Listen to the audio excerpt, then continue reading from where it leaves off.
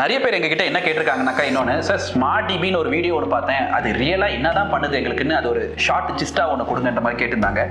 So அதுக்காக தான் இந்த வீடியோவே. எல்லார் வீட்லையுமே எப்படி இருக்கும்னு சொல்லி பார்த்தீங்கன்னா, ஒரு G+1 ப்ராப்பர்ட்டியோ ஒரு G+2 ப்ராப்பர்ட்டியோ எந்த ப்ராப்பர்ட்டியில் இருந்தாலுமே ஒரு ட்ரெடிஷ்னல் எலக்ட்ரிக்கல் பேனல்னு ஒன்று இருக்க தான் செய்ய போகுது.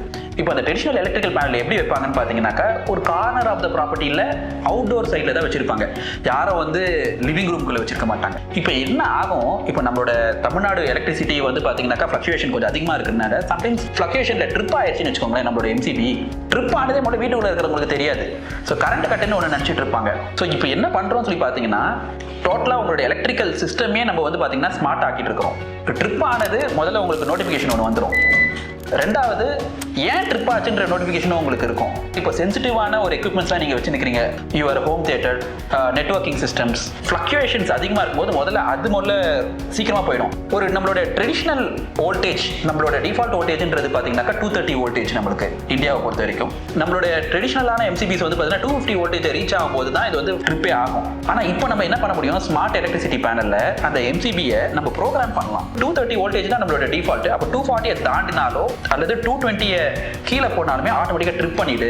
ஸோ இதெல்லாம் பார்த்தீங்கன்னாக்கா அந்த அப்ளையன்ஸை மறுபடியும் ஃபெயில் சேஃப் இதை பண்ணுறதுக்கு ரொம்ப யூஸ் ஆகும். உங்களுக்கு கண்டிப்பாக நிறைய தடவை இது நடந்திருக்கும். இப்போ இருக்கிற வீட்டில் ஏன்டா கரண்ட் பில் இவ்வளோ வந்துட்டு இருக்கு, இது இந்த ஏசினால போயிருக்கும், இந்த ஏசினால நம்மளுக்கு அதிகமான கரண்ட் எடுக்குதா, இல்லை இந்த ஃப்ரிட்ஜ்னால நம்மளுக்கு அதிகமான கரண்ட் போயிட்டு இருக்கா, இது நம்மளுக்கு தெரியாமலே இருக்கும். இப்போ என்ன பண்ணுறோம்னா, இந்த எம்சிபிஸ் மூலிமா எந்தெந்த லோட்லாம் கனெக்ட் ஆயிருக்கோ ரியல் டைமில் நீங்கள் அதோட கரண்ட் எவ்வளோ வோல்டேஜஸ், எவ்வளோ கரண்ட் அதை ட்ரா பண்ணுதுன்றத ரியல் டைமாக இப்போ எடுக்க முடியும். ஸோ இதை வச்சுட்டு மந்த்லி பேசிஸ்லையோ இல்லைன்னா இயர்லி பேசிஸ்லையோ நீங்கள் அனலைஸ் பண்ணலாம். நீங்கள் இப்போ சோலார் பவர்லையோ இல்லை ரா பவர்லையோ உங்களுடைய பிரைமரி சோர்ஸ் வச்சுருக்கீங்க. செகண்டரி சோர்ஸாக இப்போ யூபிஎஸ்ஓ அல்லது டிஜியோ வச்சுருக்கீங்கன்னு வச்சுக்கோமே. வீட்டுக்குள்ளே இருக்கிற ஒரு யூசருக்கு, ஒரு ஆக்கியபெண்ட்டுக்கு இது அப்படின்னா இப்போ லைட்ஸ்லாம் ஆன்ல இருக்குது, ஏசிலாம் ஆன்ல இருக்குன்னா இது எந்த சோர்ஸ் மூலிமா இப்போ ஆன்ல இருக்குன்றது தெரியுமா? தெரியாது. ஸோ அப்போ என்ன ஆகும், இப்போ நீங்கள் ரா பவர்லையோ சோலார் பவர்லையோ ரன் ஆகிட்டு இருக்குனாக்கா ப்ராப்ளம் இல்லை. ஆனால் ஒன்ஸ் இப்போ பார்த்தீங்கன்னா ஒரு யூபிஎஸ்ஓ டிஜிஓ இருந்ததுனாக்கா, யூபிஎஸ்னா பேட்டரியை டிபெண்ட் பண்ண மாதிரி இருக்க போது, பேட்டரியோட சைஸை டிபெண்ட் பண்ண மாதிரி இருக்க போது. டிஜியை பொறுத்த வரைக்கும் பார்த்தீங்கன்னா டீசல் கண்டென்ட்டை மெஷர் பண்ண மாதிரி அதோட டிபெண்டபிளாக இருக்க போது. நாங்கள் என்ன பண்ணுறோம்னு சொல்லி பார்த்தீங்கன்னா, இது முதல்ல என்ன சோர்ஸில் வருது அதையும் நோட்டிஃபை பண்ணிட்டு, இப்போ சே ஃபார் எக்ஸாம்பிள் இப்போ யூபிஎஸ் மூலிமா போகுதுன்னா இப்போ 3 ஹவர்ஸ் தானே உங்களுக்கு இருக்கு.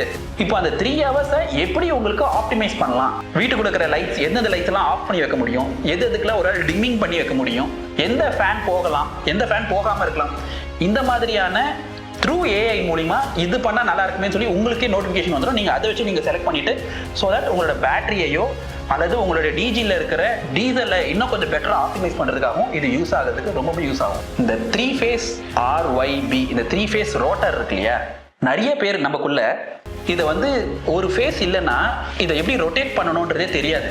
அப்போ என்ன ஆகும்னு சொல்லி பார்த்தீங்கன்னா, அந்த ஒரு வீட்டில் ஒரு 3 பேர் இருக்கிறாங்க, ஒரு 3 பேர் இருக்கிற ஃபேமிலியில் ஒருத்தருக்கு தான் அது பண்ண தெரியும்னா, அந்த ஒருத்தரும் இப்போ ஆஃபீஸ் போயிட்டாரு, அப்போ அவர் வர வரைக்கும் அந்த ஃபேஸ் வரலனாக்கா அவர் தான் அந்த பர்டிகுலர் ரூமுக்கு பவரே இல்லைன்னு அர்த்தம்.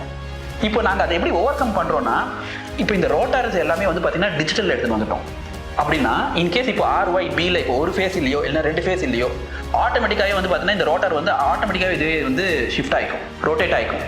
அதே மாதிரி ஒன்ஸ் பேக் இது அப்படின்னாக்கா உங்களுக்கு பழையபடியான ஸ்டேஜ்லேயே RYB 3 ஃபேஸுமே இப்போ வந்துருச்சுன்னா ஆட்டோமேட்டிக்காகவே மறுபடியும் ஓல்டு பொசிஷனுக்கே அதுவே மாறிடும்.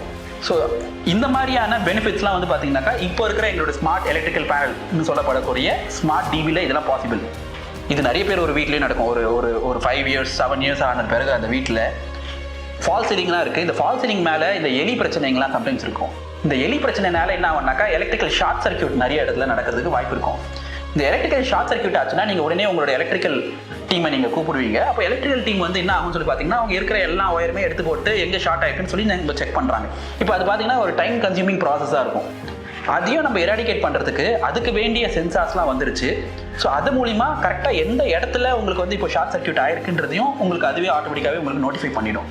ஸோ இதனால் வரப்போகிற நம்மளுடைய நண்பருக்கும் பார்த்தீங்கன்னா ரொம்ப ஈஸியாக இருக்கும். அவரோட டைமும் பார்த்தீங்கன்னாக்கா ரொம்பவே ஃப்ரூட்ஃபுல்லாக யூஸ் பண்ணலாம் அவரோட இதையும். ஸோ இந்த மாதிரி நம்மளுடைய ஸ்மார்ட் எலக்ட்ரிக்கல் பேனல்னு சொல்லக்கூடிய ஸ்மார்ட் டிவியில் வரப்போகிற பெனிஃபிட்னு பார்த்தீங்கன்னா ரொம்ப ஏராளம். கண்டிப்பாக இது எல்லாருக்குமே உங்களுக்கு யூஸ்ஃபுல்லாக இருக்கும்னு நினைக்கிறேன். Thank you very much.